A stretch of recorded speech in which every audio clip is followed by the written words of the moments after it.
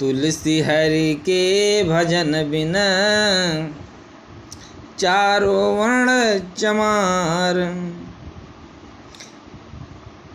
भगवान कहते हैं कि अगर किसी ने गुरु नहीं किया, निगुरा है, निगुरा होता ही कायंधा, खूब करे संसार का धंधा, पड़े नरक की खान, निगुरे मत रहना। किसी भी वर्ण का व्यक्ति हो, ब्राह्मण हो, क्षत्रिय हो, वैश्य हो, शूद्र हो, अगर वह सद्गुरु नहीं किया, गुरु नहीं की, दीक्षा नहीं लिया, राम नाम का मंत्र नहीं जपता है, तो उसके हाथ का पानी पीना मना है, क्योंकि वह पाप परायण है।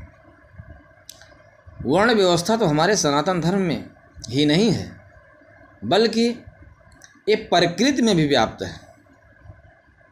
कभी आपने ध्यान से देखो, आपको पता चल जाएगा, क्योंकि आपने जानने की कोशिश नहीं की, और सारे प्रकृति में व्याप्त है।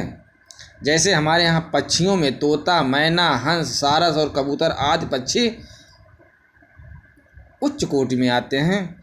बाज, नीलकंठ आदि पक्षी क्षत्रिय हैं। तीतर, बटेर, मोर ये वैश्य वर्ण में आते हैं। गिद्ध, चील, कौवा, बगुला शूद्रों की श्रेणी में आते हैं। वृक्षों में प्लास, अपामार्ग, समी, पीपल, देवदारू आदि उच्च कोटि में आते हैं। तुलसी तथा देवदारू भी उच्च कोटि में आते हैं। रक्त चंदन, शीशम, सागवन आदि क्षत्रिय की श्रेणी में आते हैं। बांस, बबूल, नागफनी आदि शूद्र कोटि में आते हैं। हमारा जो सनातन धर्म है प्रकृति से वर्णित है। जो जानने की कोशिश करता है उसी को परमात्मा जन्माता है। गाय, भैंस, घोड़ा, ऊंट आदि वैश्य वर्ण में आते हैं। सुअर, गधा, सियार आदि शूद्र की योनि में आते हैं। भगवान कहते हैं इंद्र, वरुण, सोम, रुद्रादि देवता क्षत्रिय वर्ण में आते हैं। गणेश, वसु देवता वैश्य वर्ण के आते हैं, तथा पूषा आदि शूद्र कोटि में आते हैं। तो ये हमारे प्रकृति में है। तैत्तिरीय ब्राह्मण में एक मंत्र के अनुसार देवताओं में सनकादि ऋषि ब्राह्मण वर्ण के हैं।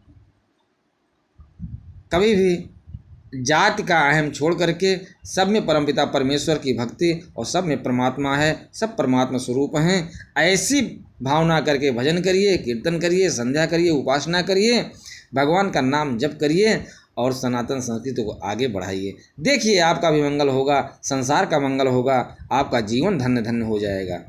हरि ओम तत्सत।